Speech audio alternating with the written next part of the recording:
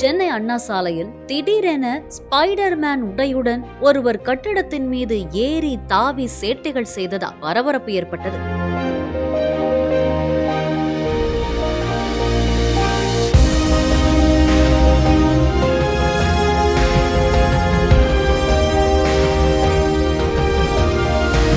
Spiderman உடையில் முகத்தை மூடியபடி இருக்கும் அந்த மர்ம நபர் யார் என டென்ஷனான பொதுமக்கள் காவல்துறைக்கு தகவல் கொடுத்தனர். விரைந்து வந்த போலீசார் அவரிடம் விசாரணை செய்ய முகத்தில் உள்ள மாஸ்கை கழட்டாமல் அடம் பிடித்தார்.